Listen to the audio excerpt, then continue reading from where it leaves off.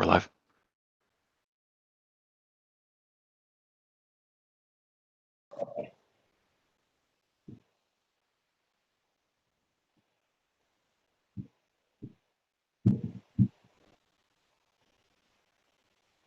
Good morning and good afternoon, ladies and gentlemen. Welcome to our webinar today. I'm Christopher Sheldon. I'll be moderating the session today. This is our very first webinar on energy transitions dialogue in the Middle East North Africa region. We're delighted to have some excellent speakers to present to us today. Today's focus will be on carbon neutrality, implications on future policies and strategies of hydrocarbons in the Middle East North Africa region. There's no doubt this has been a very challenging decade for the oil and gas sector, which is such an important part of the economy in this region. While there are challenges, there's also amazing opportunities that we see going forward. So we wanted to discuss those things with you today.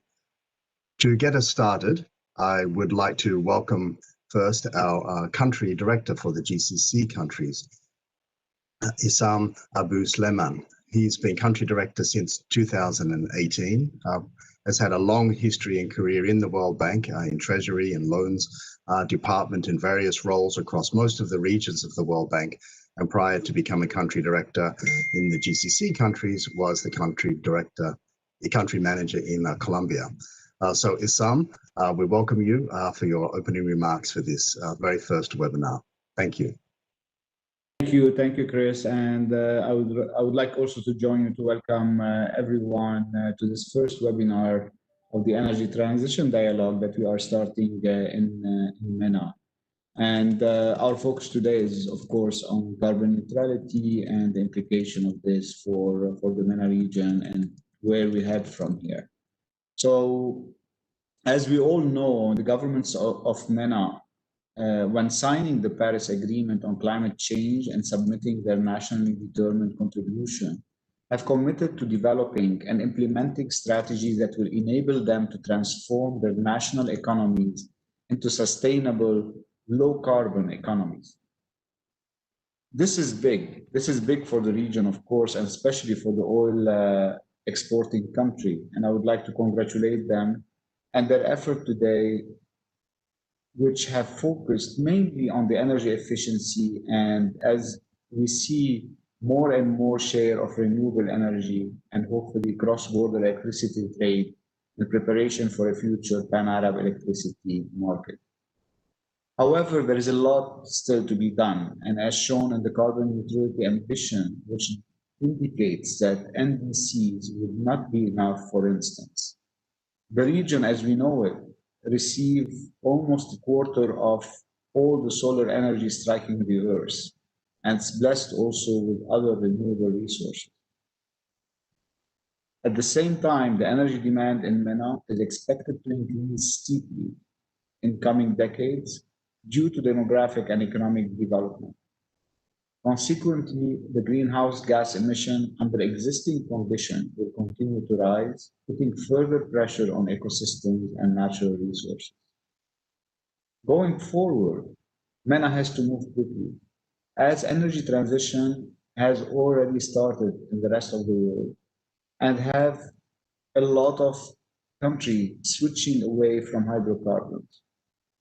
This definitely is creating macroeconomic risk and challenges of the many visions that we have in the region, especially in the GCC, and diversification out of the exporting of oil.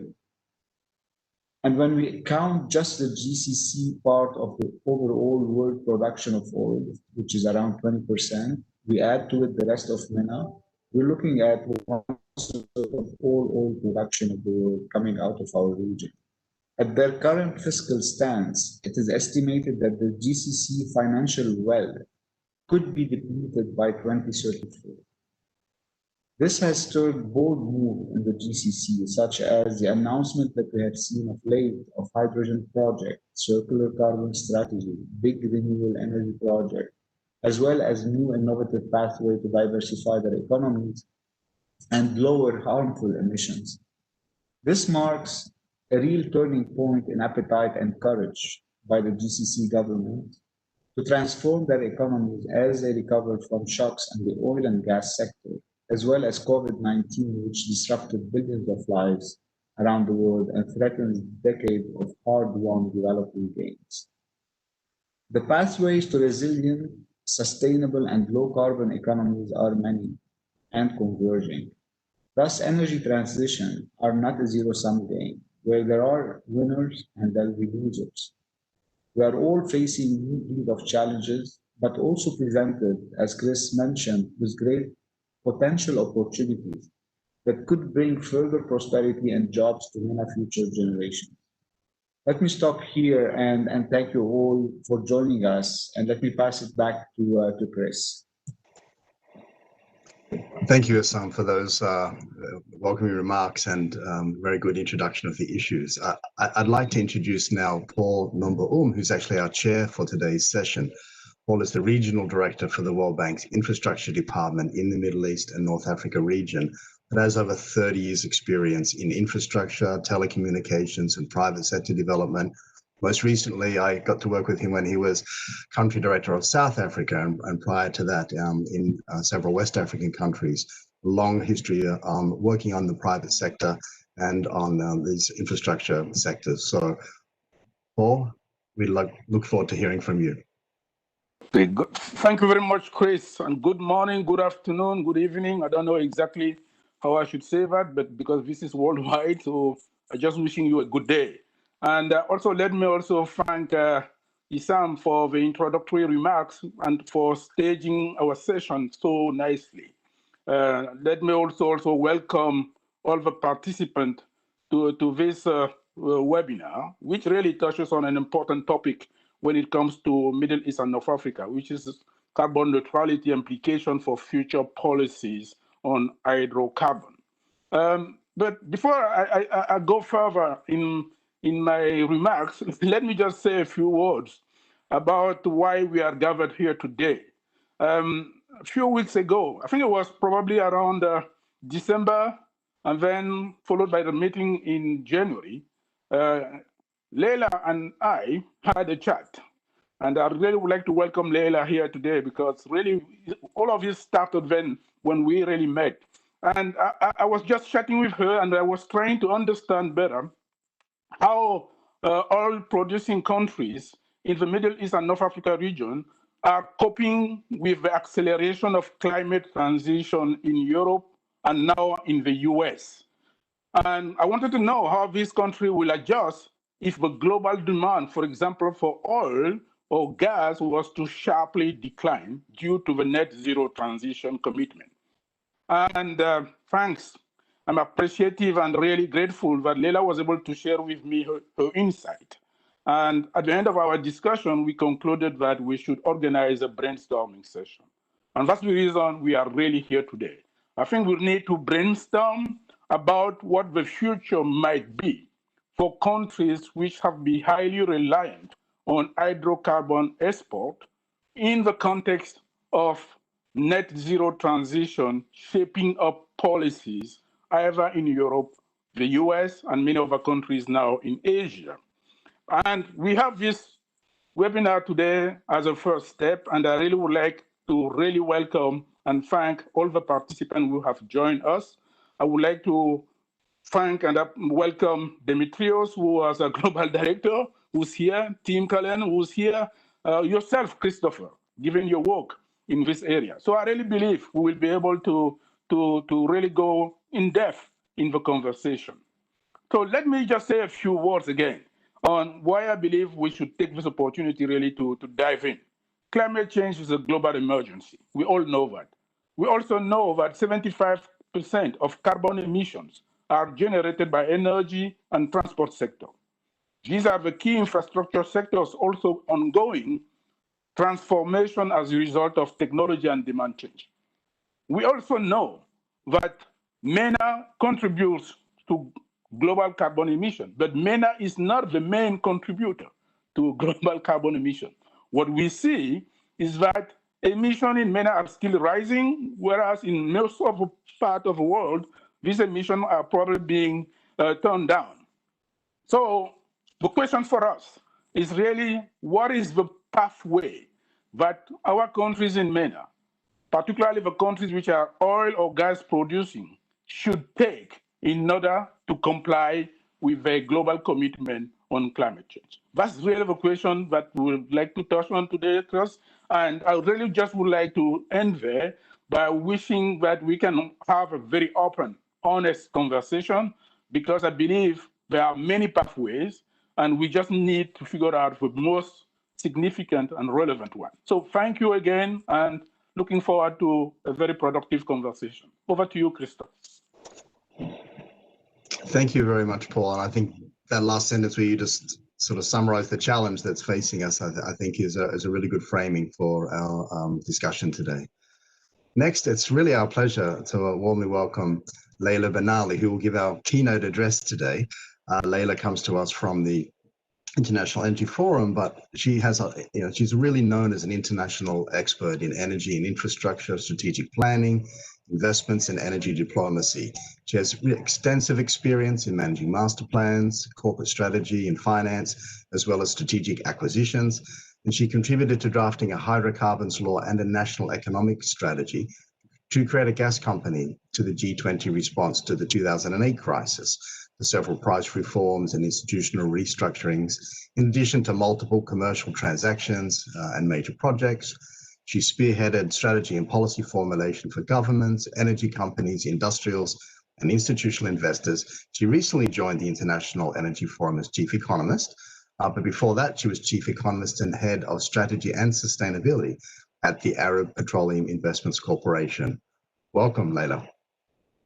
Thank you very much, Christopher, and thank you very much also, Paul, because as Paul mentioned, it all started with I would say, discussion around the dilemma. We are really, really grateful to our friends at the World Bank for organizing this webinar during these interesting times. And I was told, never miss a crisis. So I like now to start my presentations now usually with some of the lessons that we can draw from the current multifaceted and multi-staged crisis. Three key lessons that are relevant for our discussion today on carbon neutrality and hydrocarbons. So lesson number one, I think we discovered an industry that is much more interdependent than we thought, with restrictions to supply chains in LNG, shipping, oil and gas field services, and manufacturing. These were all sectors that were heavily affected by the first waves of COVID-19, and they really increased the pressure to decentralize and localize while the industry is really craving cost efficiency. Lesson number two, and I think we can not show the slides for now because I still have some opening statements to make before we show the slides. Lesson number two that I think we gained from this crisis is we witnessed in 2020 the most extreme energy demand response you can get. And now we know as Paul mentioned and as Isam mentioned earlier, it is not enough to reach the Paris Agreement targets. Climate for the financial system and for investors is now considered a systemic risk. And in the language of central banks, we all understand what a systemic risk is. But these investors are the same investors who are expected to provide capital to invest in oil and gas capacity. And the third lesson that I would want to share with you today from this crisis is whether we believe in massive behavioral change or not, whether we believe in peak demand or not, I think energy demand scenarios will have to be modeled differently. And I will show you in my presentation why. Today, I really didn't want to bore you with the unprecedented numbers in terms of oil and gas demand fall that you probably have heard about, the fast recovery in terms of demand, the price volatility that we witnessed in oil and gas. But since I was asked by Paul and our friends at the World Bank to provoke some debate in an open and honest conversation, I will start with a myth-busting exercise in which I will challenge three widely shared myths. And this is all came from my first discussion with Paul. I think that myths are quite widely spread from inside the industry and outside of the industry. The first myth I personally encounter a lot is that demand for oil and gas can only peak, reach a peak, and then decline. And that is the only possible trajectory. Myth number two, it is possible for one technology breakthrough or one black swan to lead to zero in 30 years. And the myth number three is that investors have been abandoning the sector because of ESG risks. I will show you in my presentation why these three statements are not necessarily correct. I will then discuss some changes that you see right now, actually, in the strategies of the different players in this race towards carbon neutrality. And our hypothesis is that the oil and gas companies which will still exist in 20 years' time, and some of them are concentrated in this region, will probably be those who would continue to invest in a lower cost, lower carbon asset base, who could continue to have access to pockets of capitals by improving their returns to shareholders, those who push towards more integration and efficiency and have invested massively in technology and digitalization in production, consumption, and trade. And we're having this discussion because while the industry's operations account for 10% of all human-made greenhouse gas emissions, it produces the fuels that create another 33% of global emissions, the so-called Scope 3 emissions that we will discuss, I think, in this webinar. The reason why I'm listing these characteristics, as I mentioned, is that several of these features are increasingly prevalent among selected national oil companies of the MENA region and a few of their international energy companies partners. And in this new landscape, in this race towards carbon neutrality, there will be fewer and fewer smaller companies. So let's tackle the first myth. Slide 3, please. The first myth that demand for oil and gas can only peak and decline. Can we put slide 3? Thank you very much. So if you look at liquids fuel demand projections, particularly those with aggressive net zero policies, they mostly assume simultaneous demand destructions in three very different demand sectors. The trucks and cars, which is the holy grail for alternative energy, the harder to abate industrial sector, and to a lesser extent, as you can see in the graphic, in buildings. And I insist on the requirement for this destruction to be simultaneous. Also, the other thing that they do not factor is they still do not factor in fully the development of potential incremental demand. For example, petrochemicals. That's a point that I will raise a bit later in my presentation. Or potential incremental demand from blue hydrogen and ammonia based on hydrocarbons plus CCUS. Or other low carbon or zero carbon products, for example, low carbon aluminium, for which, by the way, it's not in this distant future, S&P Global Platts will start issuing daily price assessments next month. So the majority of these scenarios are quite bearish on the potential for CCUS and direct air capture, not because of technology, but because of financing hurdles, because these technologies have site-specific risks and cross-chain risks that makes it very difficult to finance them today. My point here is that factoring these aspects lead more to an undulating plateau rather than a cliff, a peak followed by a decline. And this leads me to a couple of other observations when you look at the range of scenarios which exist today in the next slide, please. So the difference that you see between the high and the low cases for the following 20 years, the 55 million barrels a day of oil equivalent that you see in the graphic has widened dramatically. If you remember 10 years ago, it did not exceed 30 million barrels a day maximum. That was less than a third of the market at the time. 55 million barrels a day today is more than half of today's market. So as an energy player, and I was working for one of those, how do you run your strategy? How do you plan your investments with this huge level of uncertainty. So given that the key driver of this widening uncertainty is policy-driven, industry players are gradually congregating around the notion that they need visibility on policy, including on carbon pricing, including on carbon taxation and cross-border carbon taxation. Because at the end of the day, they are the ones bearing the burden of additional investments in oil and gas. This year, the industry pledged to invest around $300 billion in upstream oil and gas. That's flat compared to 2020, but that's the lowest in 15 years. Can we turn to slide 5, please, to tackle the second myth?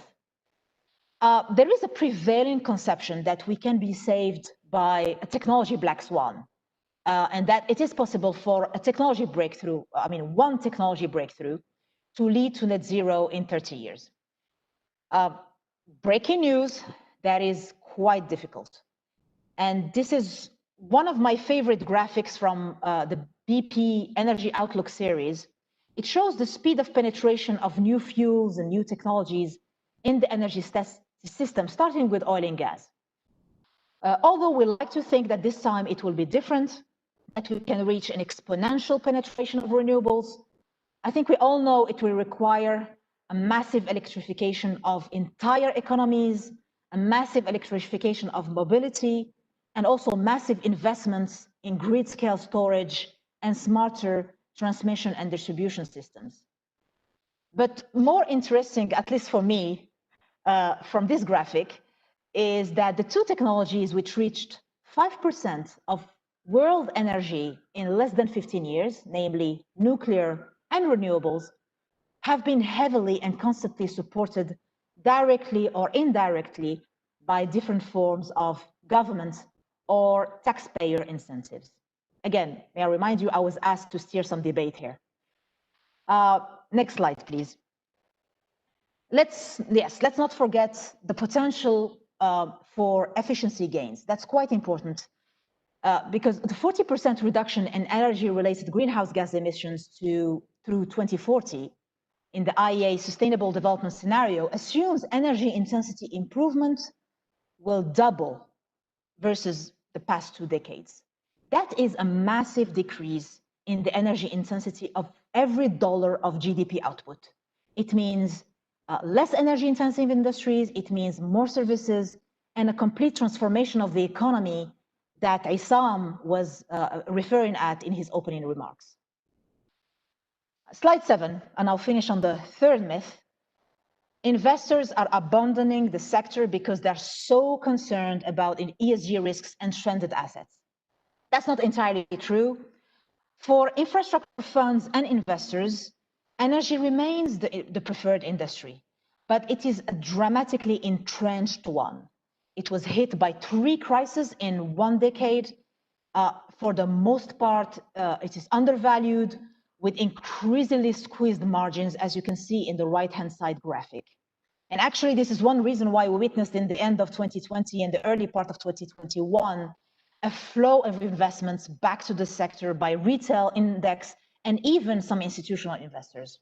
So for oil and gas, pre-crisis growth expectations were already modest. That's a fact. But the real investor exodus was due to the sector providing the lowest returns to shareholders during the last decade and by a wide margin, as you can see on the left-hand side graphic, compared to the booming sectors like IT or healthcare. So everything is relative.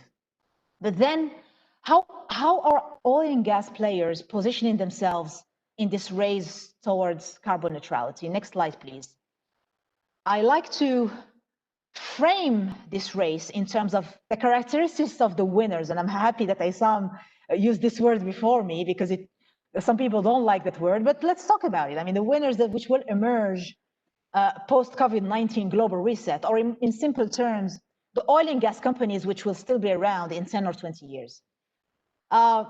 With decreasing free cash flows across the board, you have a few players which reached 2020, the crisis, with improved financial performance on net income, EBITDA, and what interests me most, improved return on average capital employed.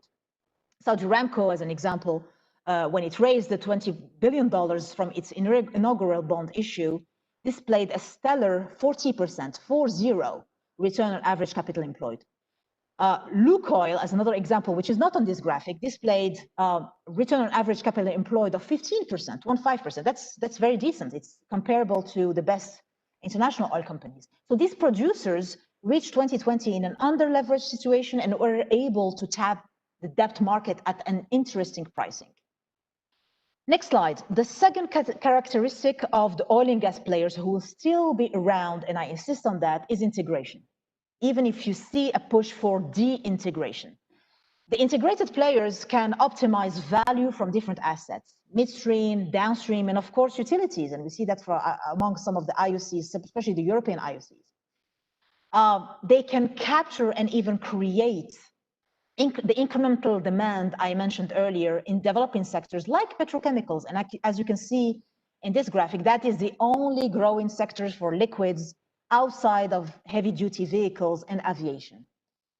This integration is actually true for gas as well. In 2020, the LNG industry produced only one FID.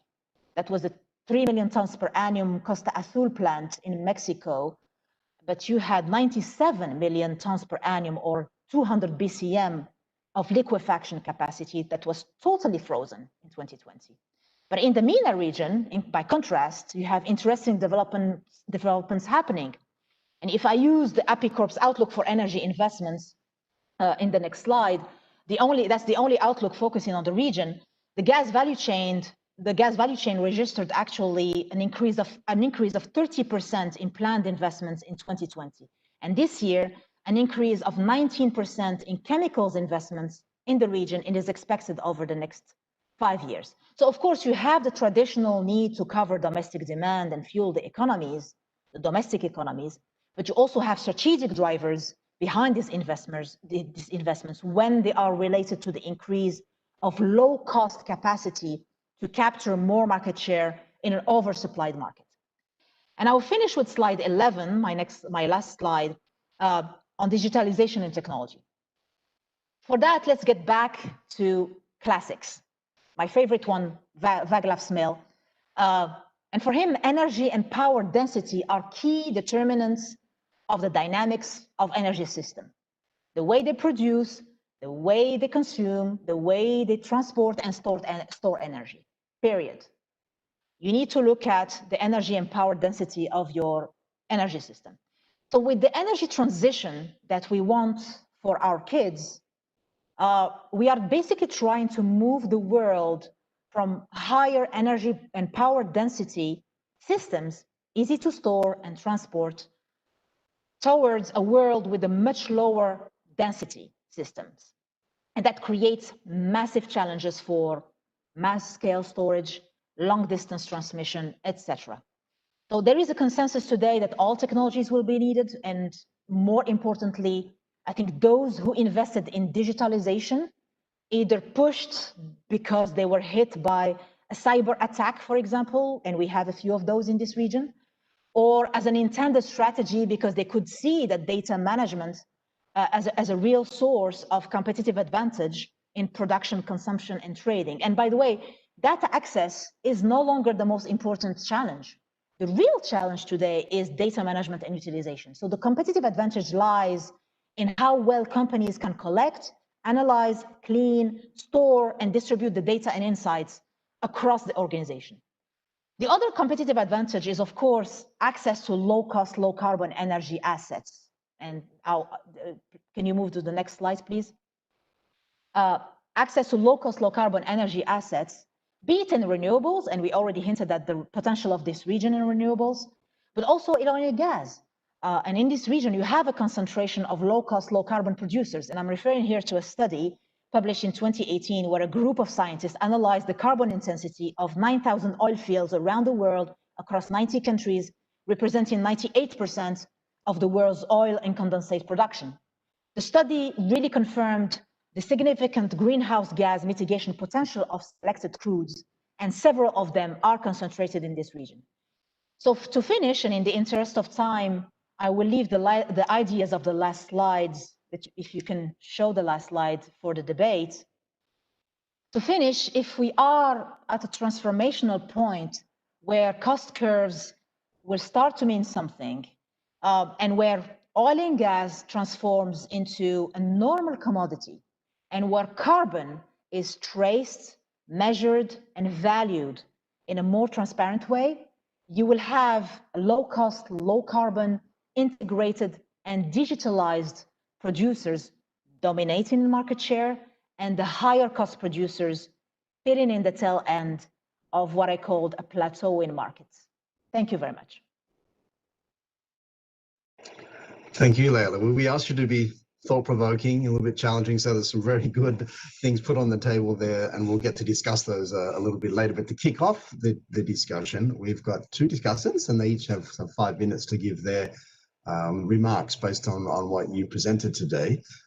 We have Demetrios Papathanassiou, who is the Global Director for Energy and Extractives, responsible for the strategic direction of the World Bank's work in these sectors globally. Has a long history of experience in the World Bank in the energy and infrastructure, sustainable development sectors across almost all the regions of the bank. And also Tim Callan, who is the Assistant Director of the IMF's Middle East and Central Asia Department. He's been, since 2012 actually, the IMF's Mission Chief in Saudi Arabia and the GCC countries. And is responsible for all of the work of the IMF in those countries.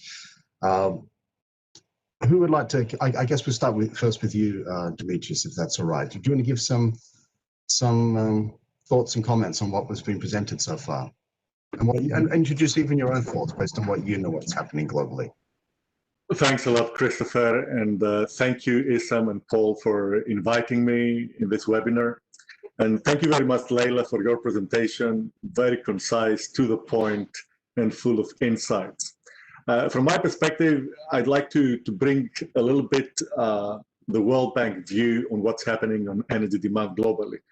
And it is often forgotten, but still we are living in a world where we have about 700 million people without any connection to electricity still. And what is more remarkable is that there's about close to 3 billion people who are still cooking essentially with biomass. That is a huge amount of the world's population. And the commitment that the world has taken through the Sustainable Development Goals is that in the next 9 years, everybody needs to have access to modern electricity and access to modern clean fuels. And I think in the background of what you mentioned, Leila, about what is the historical experience of how quickly energy technologies change, that demonstrates that the world is facing an enormous challenge in reaching really the net zero emissions. And I fully agree with the many aspects of your analysis. And I think it is important that we keep a realistic look at what is coming forward and what is staying behind us. I think in the short term, the primary focus in terms of reducing carbon emissions is rightfully going to be in the reduction of coal consumption around the world. And I think this is an area that can only, in the short term, provide advantages to hydrocarbons like natural gas especially.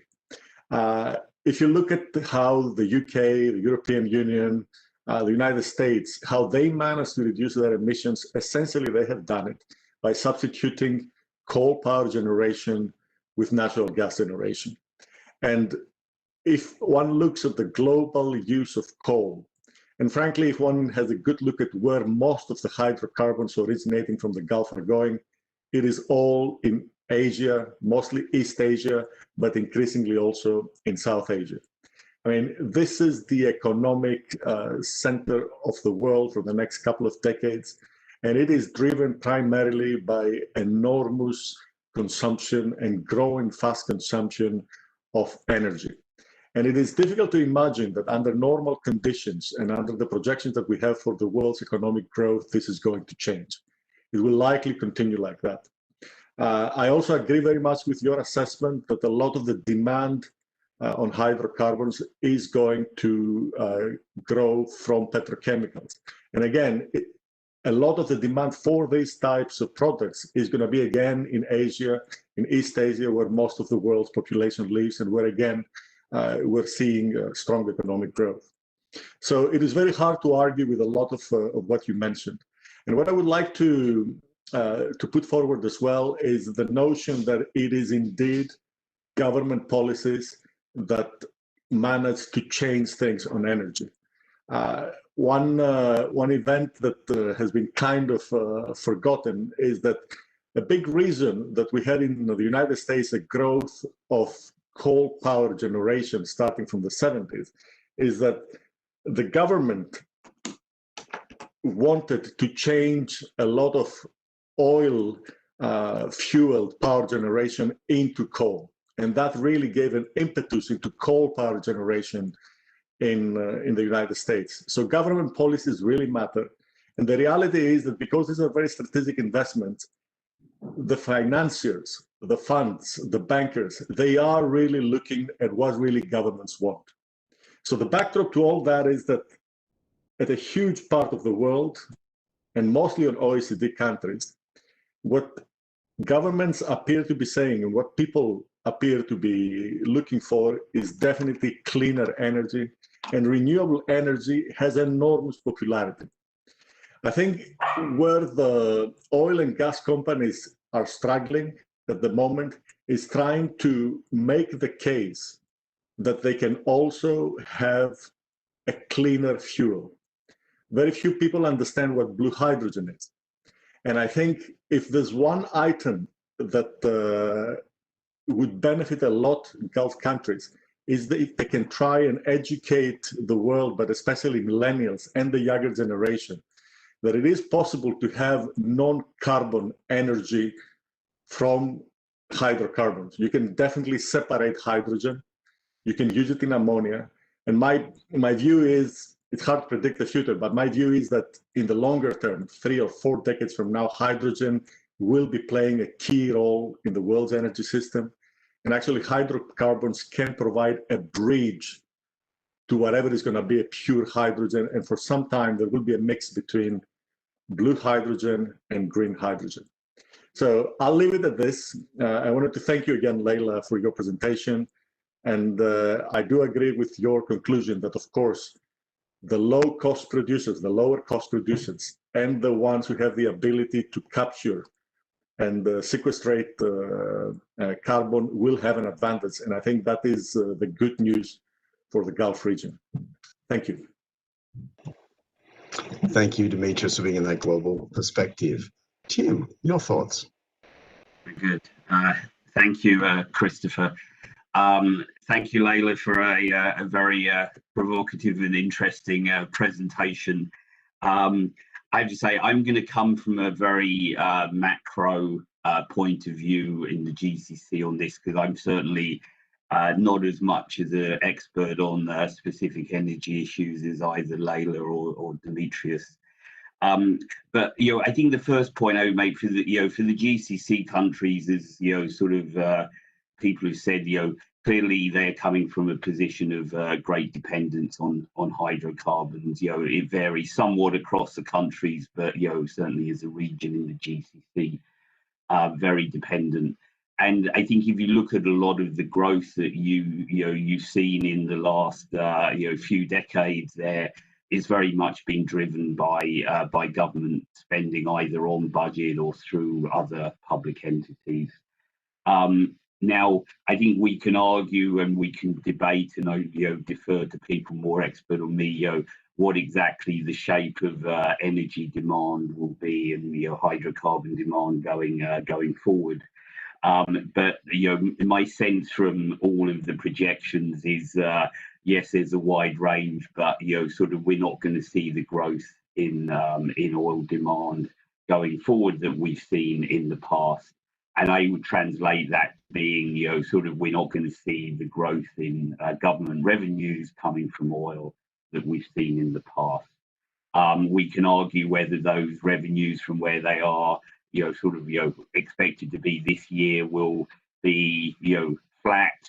Will they be up slightly? Will they be down significantly? But I think the reality is that oil revenues are not going to create the room for government spending to be expanding at the rate it's done in the past.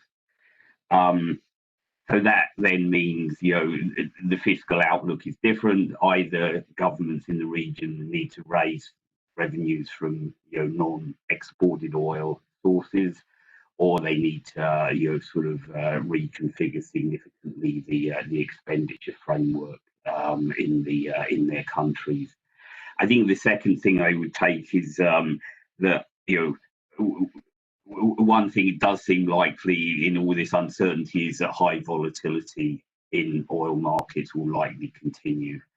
And I think that what that means, then again, looking at this from a fiscal perspective in the GCC countries, is you really need to have a robust fiscal framework that sort of allows what you don't want is oil prices go higher for 1 year and then you sort of start raising expenditure quickly, hoping this is going to be a permanent move, to find out a year or so later prices are down. So you need to have a framework where you're really not letting expenditure respond to short-term movements in the oil market. And again, I think if you look in the past, the GCC countries, and of course this is common across many oil exporters, have not been very good at controlling expenditure during periods of increases in oil prices. The third thing, I guess, through all of this, then, again, is if you're not going to rely on oil, what are you going to rely on? And there, the diversification nexus, which I think is very easy to talk about, but in reality is very, very difficult to to sort of know exactly how this plays out. And I think when we've looked back at what is the experience of oil exporters trying to diversify, it's really difficult to find examples of countries that have been so dependent on oil successfully diversifying. So I think there, we have a sense of the broad policies that we think are good in terms of generating private sector growth and creating an environment for private sector growth. But do we know that in this environment where I think oil revenues have really distorted incentives in the past, and sort of extracting rent from oil has been the way to wealth, how we move from that system to one where it's driven more by sort of usual economic incentives, I think is very complicated. So I think the reforms that many countries in the GCC are following, and I think maybe Saudi Arabia has been one where a lot has gone on in recent years, which we think are definitely in the right direction. But are we confident that you'll get a small benefit from this in terms of non-oil growth, or a bigger benefit? I think that's really, really hard to tell. So so I think from that point of view, uncertainty there. But maybe linking back into what others have said, again, from a non-expert in this area, but I mean, it would seem that areas of renewables is something that many of the GCC have an advantage in. They have developed petrochemical industries which could be further developed. They have, of course, not across the board, but relatively low cost, and in some cases very low cost oil marginal costs of extraction. So there are certainly some building blocks there that can be developed. They also, of course, in most cases have a lot of capital, public sector capital in particular, that can be used to develop these sectors. So I think it's it's a big challenge. It's going to require significant changes in the economic systems in these countries, and I think we're clearly have seen a recognition of this. We're seeing reforms. They'll have to continue, but where exactly this comes out in 10 or 20 years, I think is still at this stage a very open question. Let me stop there, and thank you. Okay, and thank you, Tim, for bringing that sort of macroeconomic perspective. I think this is extremely important. So now we're going to go a little bit more interactive. We're going to have a poll question come up for you to click yes or no to. Do you anticipate a greater role of MENA countries in carbon neutrality policies and investments before 2030? So if you can click yes or no, and we'll come to the results a little bit later. And then we're going to go to some question and answer with the panelists. So this is your opportunity as participants to also put forward your questions. So if you have any questions for any of the speakers today, please put them in the chat, and we'll be coming a little bit later to bring those to the panelists. But just to summarize where we're at, I mean, Layla really put down a very interesting set of thoughts there. Really, these mythbusters, I found it quite appealing, I must admit, because sometimes you hear things about the way the world's going, and you look at the picture of the world as it is and what your own understanding is, and those two things don't always mirror, and I think you highlighted those very, very well. And then, you know, from Demetrius, we got that very good global perspective of where things are going, but also some of the innovation that can come.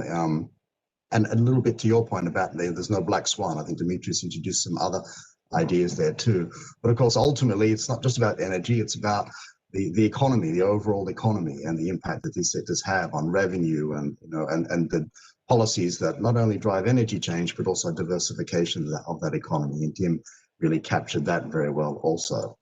So go ahead and put any of your questions there. I see already Isam's put some questions forward, and others are starting to put some questions forward.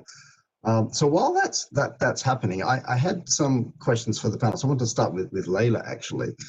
This intersection between carbon neutrality and economic diversification. So this is going to be essential for MENA to spur growth and jobs. So what sort of bold, you know, what would a bold and well-managed energy transition look like from your perspective? Thank you, Christopher. I think it's a very interesting question, and bold. It's the bold and well managed that makes me a bit nervous in answering this question, because it doesn't always go together. In my experience, for those countries that tried to manage their economic diversification or their economic transition, I started talking about the move from a more energy-intensive industries type of economy to a more service-oriented economies. And we have some of those in the region, in GCC and also in North Africa. You can see different trajectories, and those who,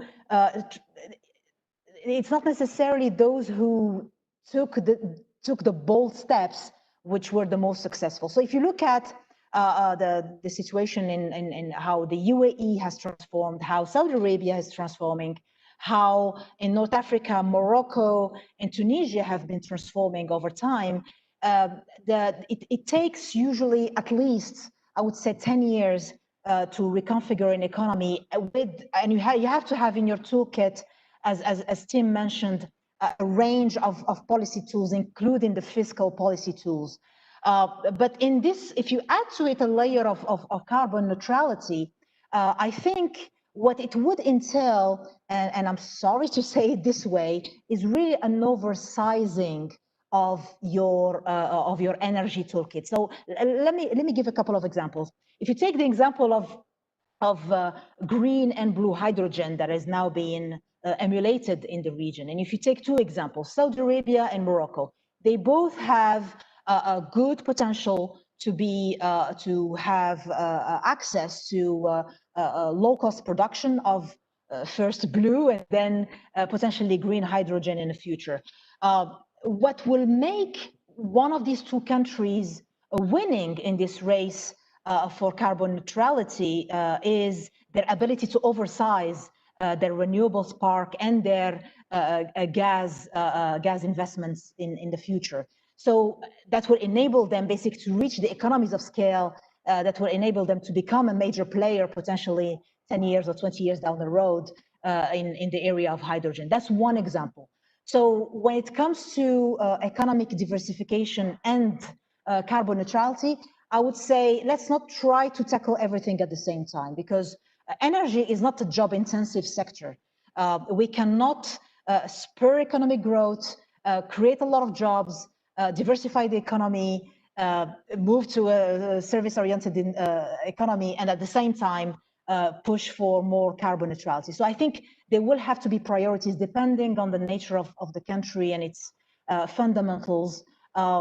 but all in all, I would say that it takes a well-managed transition over 10 years, at least, with the right set of toolkits of policies, some of them being bold and others being more managed and transitional to reach some of the winning features of the future in these countries in terms of carbon neutrality, economic diversification, and the fiscal sustainability that Tim has mentioned.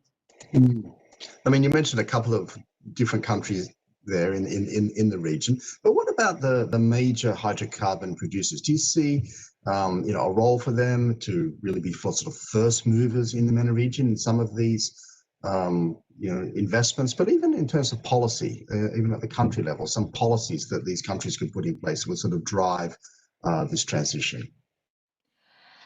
Yeah, I mean, the short answer is that I answered yes to your polling question, which really provides. I mean, I debated internally whether it's quite restrictive to put all these countries in the same basket because they're so different, as you know, and they all have different fundamentals and drivers as well. But when it comes to the role, when it comes to climate-driven policies, I think if you give potentially 10 years or even 15 years, I think there's a potential for the GCC countries in particular to play a role of first movers because they have, especially in this era of low interest rates, access to pockets of capital that it will enable them to be the first movers, not only in terms of policies at the global and regional scale, but also in terms of pilot projects and investing in specific projects even at the pilot and next stage. So I think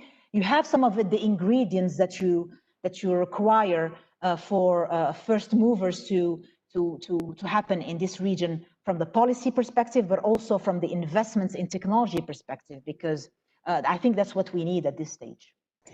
Okay, thank you. So the results of the poll are in. Actually, it's a bit surprising. So 31 said yes, and 9 said no. So that's interesting. Maybe you can add into the chat those of you who thought no, why that is. But let me ask sort of a government policy related question to both Demetrius and to Tim about how governments can better enable these carbon neutral measures, investments by corporations, the role there for the government in this process.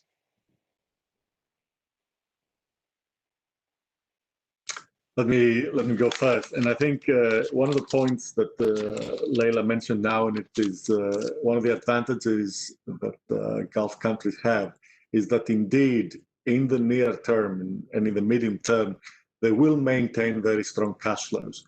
I think energy transition will happen, but for sure the next 10, 15, 20 years, hydrocarbons will definitely continue to play a very significant role in the world energy mix.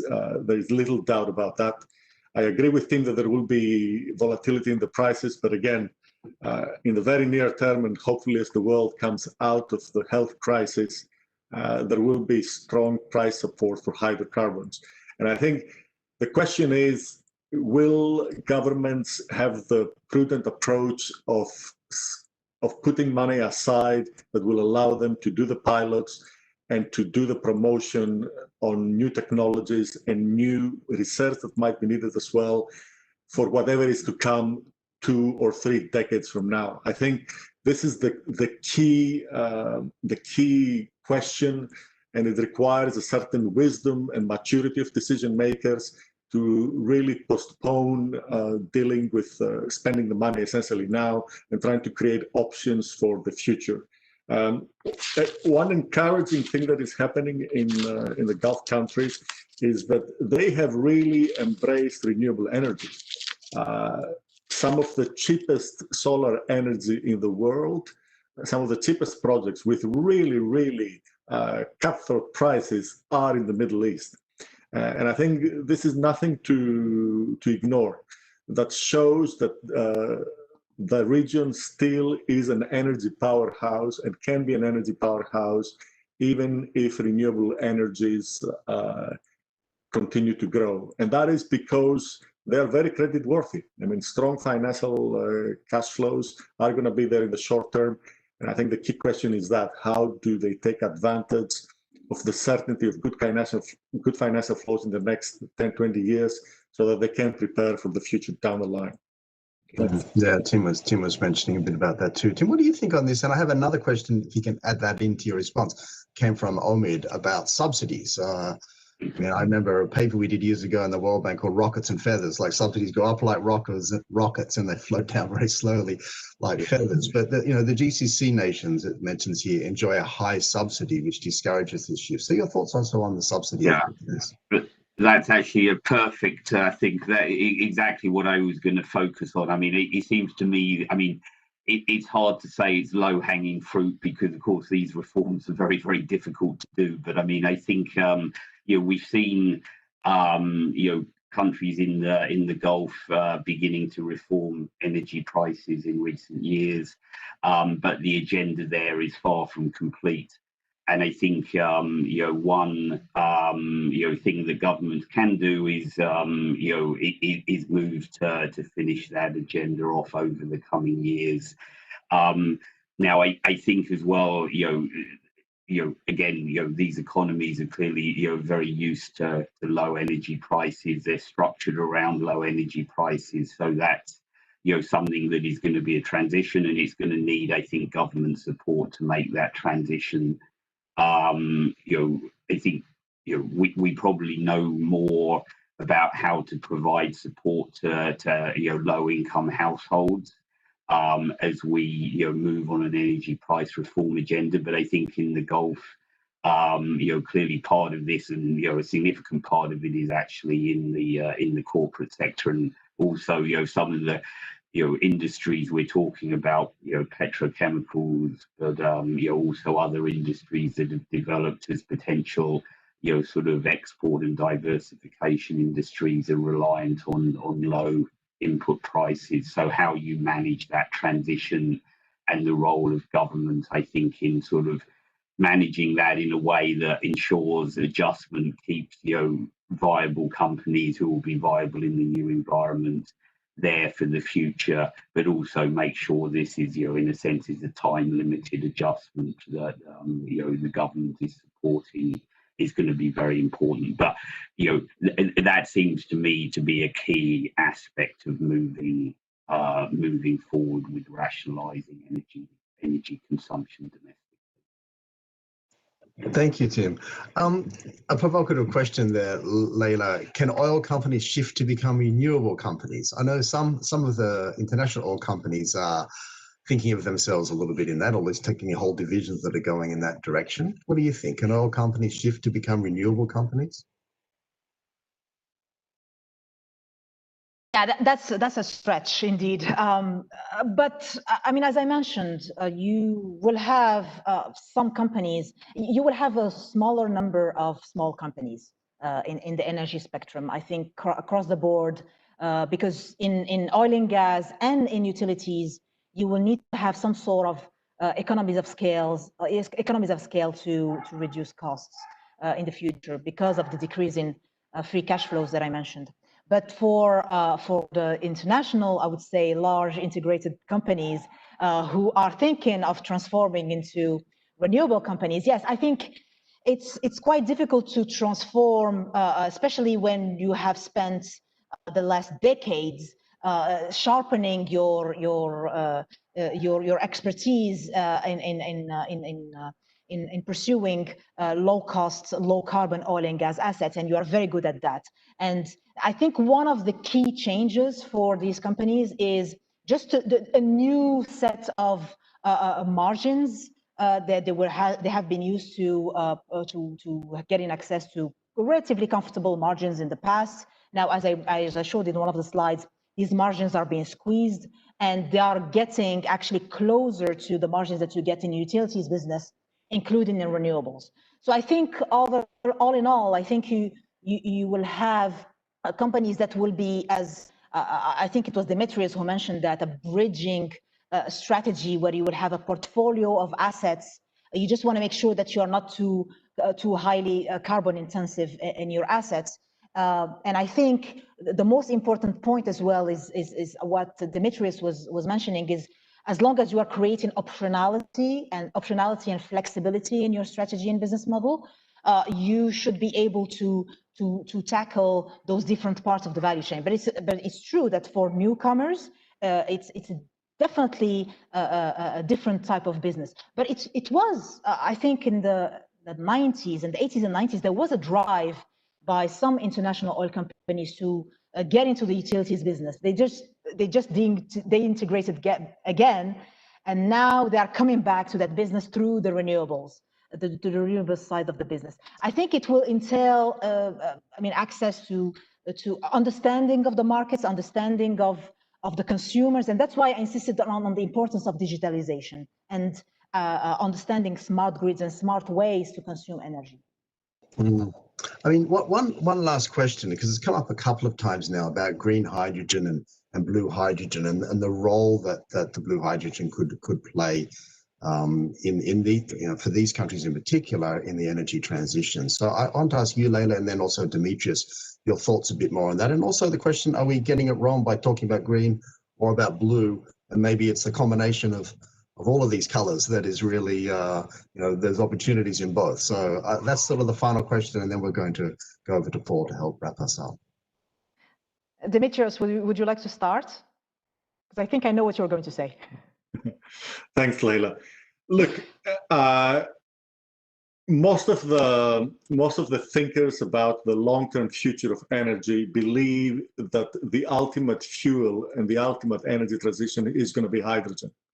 Now, we have to be realistic about where hydrogen is today in the energy space, and its role is almost negligent. A lot of things are happening, but today hydrogen, when it comes on actually being used, it's just very, very tiny. And we have a classic chicken and egg problem where you don't have, for instance, hydrogen places where you can go and fill up your car with hydrogen. And because you don't have places where you can go and fill up your car with hydrogen fuel, then nobody buys a hydrogen car. For this to break, you definitely need policies. And I think the policies are now emerging much stronger than they ever were. So I think definitely you can see that OECD countries, California, essentially, Europe, and increasingly Japan and China are definitely planting the seeds and putting in place the policies to move forward with hydrogen. And the reality is that the cheapest production of hydrogen at the moment is from natural gas. And from what we hear, and that remains to be seen in practice, it is probably much easier to separate the carbon from the hydrogen in natural gas and still be extremely competitive. So my sense is that to the extent that the world is looking for cheap hydrogen first, there is definitely a role for it, and it is a question of transition. But there are significant uncertainties remaining, and I think the bigger question is how quickly can that happen? You can see that a lot of Northern European countries are betting on it, and they're slowly putting in place the policies to do it. And you can see that investors are coming in a big way in hydrogen companies. So I think that is where we're going. The bigger question is how quickly will it happen? Thanks. Okay, thanks, Demetrius. Leila, last little thought on that, and then we'll go to Paul.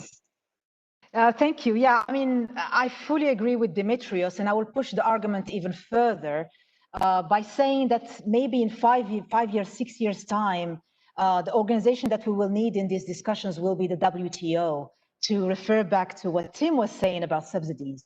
Because if you agree that I think blue hydrogen will play an increasingly, or blue ammonia will play an increasingly important role in the future, you will need to tackle the issue of, again, pricing of gas, especially in those countries that have access to low-cost, low-carbon gas resources to be able to produce blue hydrogen at a massive scale. So just to finish on that, and maybe the next webinar, in 5 years' time, we might need the WTO involved.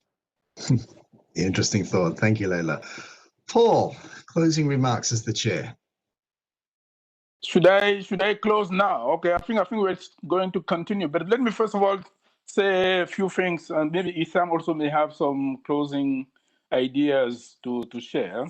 But at least just to building on the conversation we just had, one critical thing that I really believe we also need to bring into the picture is the need for these countries to really rely on each other. I think for a system like an energy system to absorb renewable energy, I think it should not be isolated system. It should be a system that is connected to another one. And that's the reason why in Europe people are not much concerned about these issues, because they do rely on each other. And they have already built this system, and they are already operating market pools of power, which are helping them when you have surpluses to be able to sell your surpluses to your neighbor, and which is the pathway for adopting or absorbing new generation coming from renewable. So for MENA countries, and the GCC already have put in place the interconnectivity for power system, which is already there. What we really need to do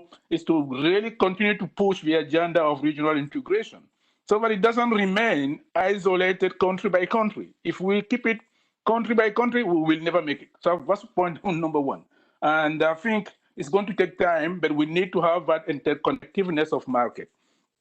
The second point I thought I should say is really the criticality of fiscal implication in the transition. I mean, if I'm a country today, like most of the country we're talking about, which are relying on hydrocarbons, I mean, revenues from export of hydrocarbon represent most of the revenue of a country. So honestly, there's always going to be big resistance to see a future that is different, unless you have already come up with an alternative. So at least at this stage where we stand, I mean, shifting the position of countries from the short-term view, for them to elevate themselves and take a longer-term view is going to be hard. But I think we should not completely discard the possibility of convincing them to take a longer term view. Because what we heard in the conversation is that things are coming along. It's just going to take more time. But we need to prepare for this thing to come along so that at least when the technology is available, when the alternatives are available, the countries have already prepared themselves to move on with the transition. So the fiscal considerations are key in the discussion.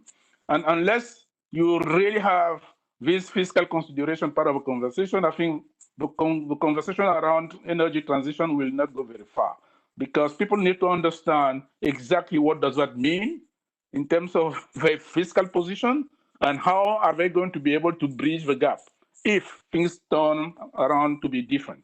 Last point, job incidents. As part of the argument for transition, I really believe when you look at our region and other regions as well, there's a big agenda around energy efficiency, particularly in the Gulf country, given the hot weather. I mean, and we know that the consumption that is coming from residential and businesses in buildings which are not energy efficient also offers a lot of opportunities for jobs. And these are massive jobs, because these are going to be labor-intensive kind of activities to retrofit buildings, et cetera, et cetera. And these are very powerful arguments that we can put at play in convincing really our client to look at this. So with that, I'm a little bit more optimistic, but that the future that is coming along is really bright. We need a little bit more conversation like this one to get really serious about how to go about it and informing like what I would call a pathway. So with that, let me really thank you all of you, from my good friend Leila to you, Demetrios. We always meet often. To Tim, I haven't met you before, but we'll probably meet more often.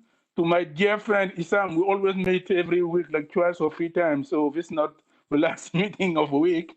And to you, Christopher, for this wonderful conversation, and also to participants who really took the time to join us this morning or this afternoon in this webinar and ask a question or contributed. So with that, I would like to extend my last thank you note to the organizers who really work behind the scene, Walid and his team. Thank you very much. Over to you, Christopher. Maybe Isam, you want to say the closing as the host. Isam, please.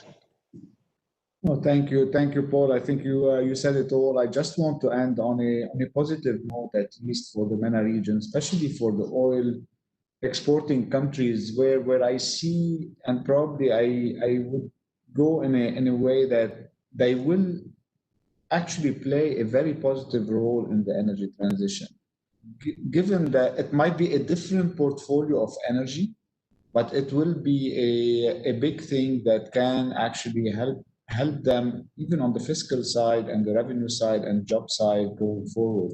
We can see some of it starting to happen, but and I agree also with Dimitri and with Leila on this transition period and the role of blue hydrogen. But it will take a massive amount of investment still to invest in secure and safe transport, in secure and safe distribution, and in also the mechanical parts that are needed for the engines, and probably for the energy generation to change from the coal and oil fired engine into hydrogen to produce energy. And that's where I see a big role of countries and big companies in the GCC that could play a positive role in actually accelerating what Dimitri is saying. Can we accelerate? Probably yes. It's a big question mark. There is a lot of entrenched, basically, managers who've been in these companies forever, and they are stuck in the way that they do business and in the way that they want to basically transition to more efficient and more effective way of producing what they know how to produce, like Leila has said. And let's not underestimate that part. There is a cultural shift, but there is also a policy shift. But there are also huge business opportunities where they can make actually a lot of money helping the world transition to low carbon economy. So let me stop here and thank you really everybody. It has been fascinating to have this conversation. And as I promised Paul, we will continue this conversation because we would like to be much more effective in helping actually shape a little bit how the future could be. We will help. We're not going to shape it. We will help. Just to underline. Chris, back to you. Thank you, Issam, and thank you everybody for joining us, and also my thanks to all of the panelists, particularly Leila for the keynote address. Actually, if you could all just stay afterwards for a moment, that would be wonderful. But for everybody else, thank you for joining us. Hope you have a wonderful rest of the day or upcoming weekend. Thanks for joining our very first webinar, just the first, and we look forward to welcoming you for the future ones too. Thank you.